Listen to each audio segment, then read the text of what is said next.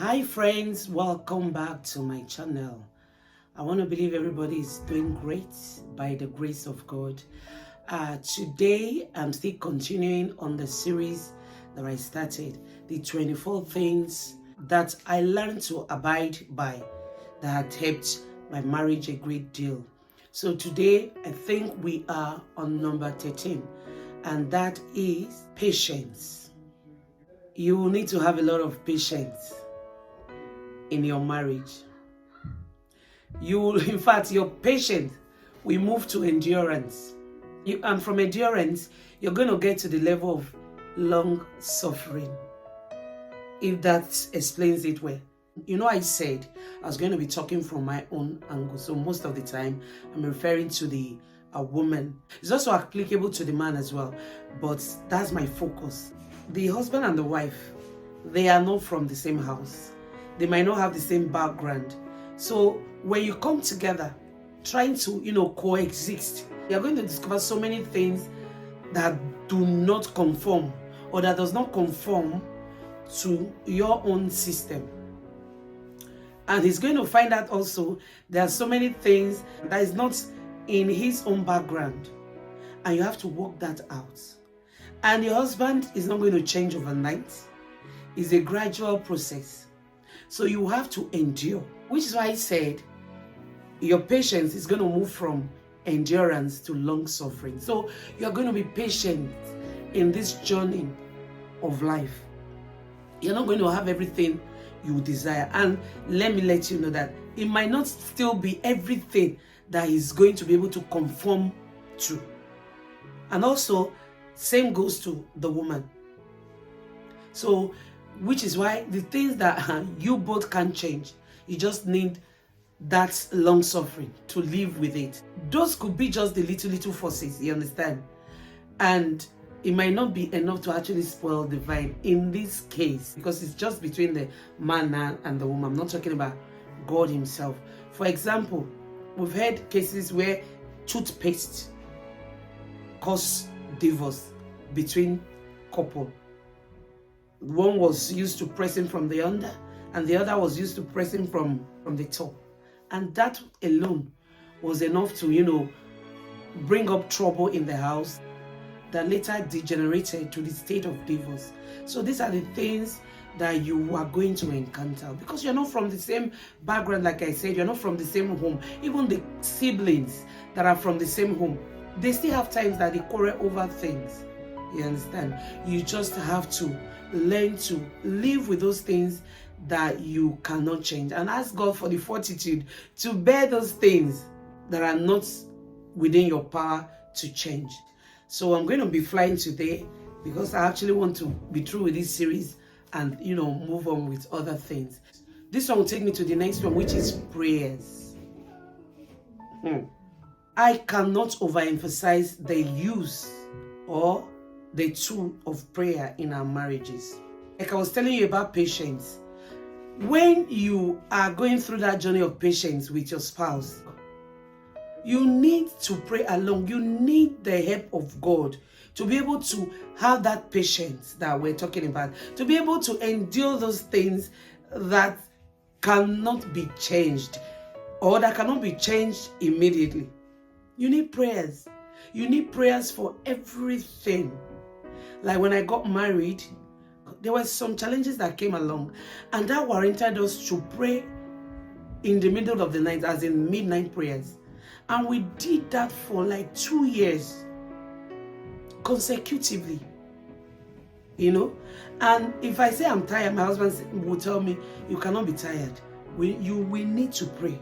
And we did that. Even when I came to this place, we started same. We will always wake up to pray in the night. I wasn't doing that as a young girl. I was prayerful, but then I wasn't doing that midnight prayers as a young girl. But we had to, incorporate it in our marriage because we saw some things that we know that without God, we cannot overcome. And we need the help of God. And the only way we could do this is to continuously be in communication with God. How do we communicate with God? It's through prayers. So you cannot go on this journey, like I've said before, without God going with you. And for you to be sure that you have God going with you, you have to know this in the place of prayers. Okay, and that's the truth. Be a support system to your husband as the woman. It's very important. Your husband looks up to you. I cannot emphasize that enough. And in my marriage, oh my God, if my husband wants to go for that thing, all I need to do is to be there for him, and he's able to carry on. No matter what he wants to do, I don't discourage him. I just encourage him. He can't tell you there's something he wants to reach out for, something that I know that is God that he wants to reach out for, that is not against God's principle, that I will tell him you cannot. I will always be by him, and I will always stand by him. Your husband needs you to be that support system that nobody can give to him. You know, people could tell him the things that are not the truth. The people could tell him the things that he wants to hear. But you will be the one to tell him the actual truth and how he can forge ahead. Which is why the Bible says that you are the helpmeet. Which is why God created you for the man. So you must show forth. When your husband tells you he wants to do something, don't look at him and say, others are doing it and you think you can do it. No. Encourage him to, forge ahead as far that thing is within God's will for him. Encourage him to go for it. He needs that support system from you. Appreciation. Appreciation. Who will not want to be appreciated? We all love to be appreciated. So when your husband does well, attain a milestone or a feat, learn to appreciate him. Even without anything, learn to just rain praises on him. It makes them be the king that they're supposed to be in your house. It makes them do more than they can ordinarily do.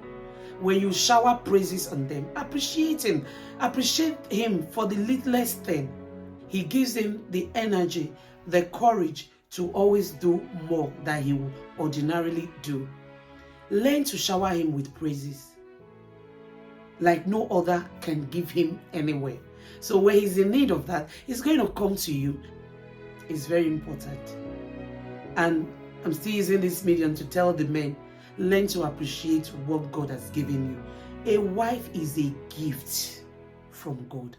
That's what the Bible says. He created the woman for the man. So learn also to appreciate your wife for the littlest things. What we're saying is that if both parties are working together, doing the same thing that I have been mentioning, you see that marriage is so beautiful. I can't say that enough. And I will continuously say. So this brings us to number 16, which is avoid manipulating your husband wrongly. Some women do that a lot. It is not a good thing to do.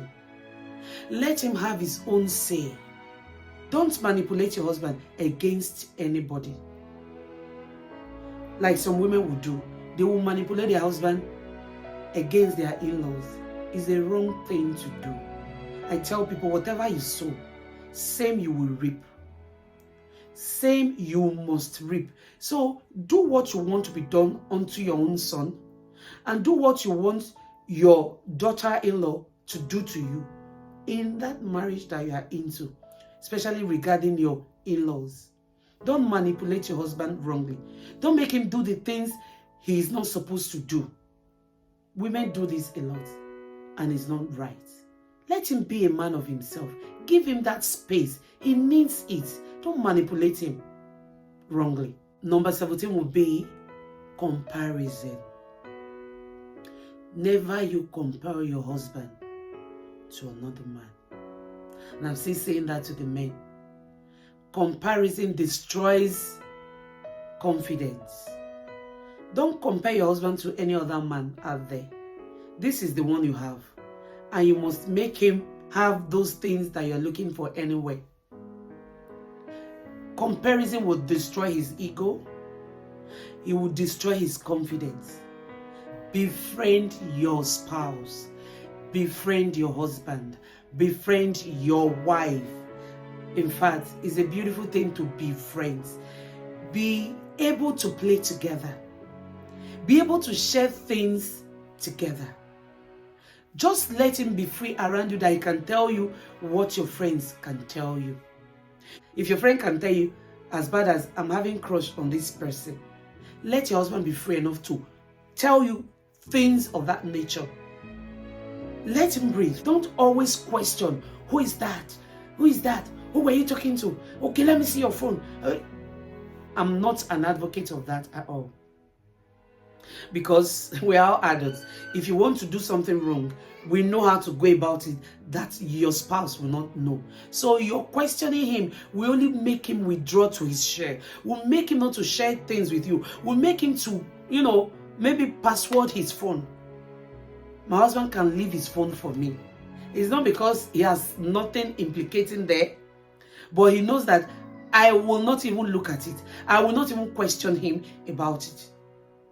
So he's very free to leave his phone.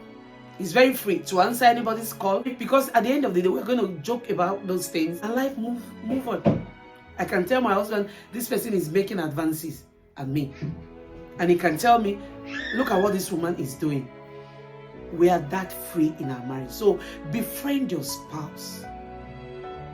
See him as your friend that you can share every other thing with, like you would tell your friend. Make him want to come back to you. Play together like children. When he wants to, bring that side of a child, give him the space to do it. Don't say, what are you doing as big as you are? Behave yourself. No, let him play like he's a baby. Myself and my husband will play a lot. To the extent, oh God, let me not even begin to say those things here. That will make you enjoy your marriage. And if there is any storm, those are the things that you have to look back and you know that is a no-go area. I am not going to leave this marriage for anything. Church all the time. If you are passing each other, you can hit, you can nudge, you can do anything, just to make the other spouse happy.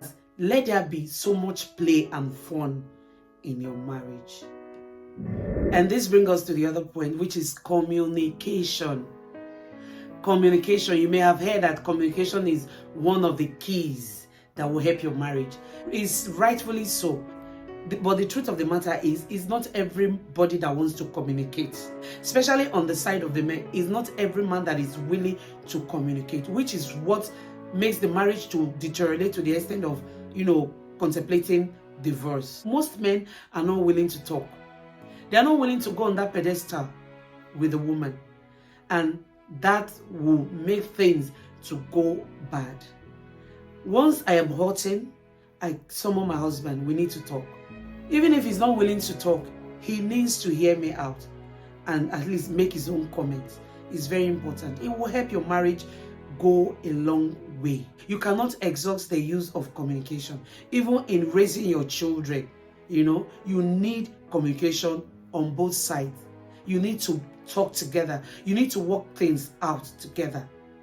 So you must always communicate. And you as the man, be willing to communicate. Even if you are not willing to communicate, at least be ready to hear your wife out and make your own contribution to whatever she has to say. And when you want to say something also, summon her and she'll be willing to hear you out as well. It helps our marriages. And I think on this note, I will be calling it a day in order not to make this video too lengthy. And I'm still going to share the other ones like I promised. And stay tuned because those ones are the bomb you will want to hear. And I want to say thank you once again to my subscribers. God bless you. And until I come your way with another video, I want to say, as always, keep basking in the joy of the Lord.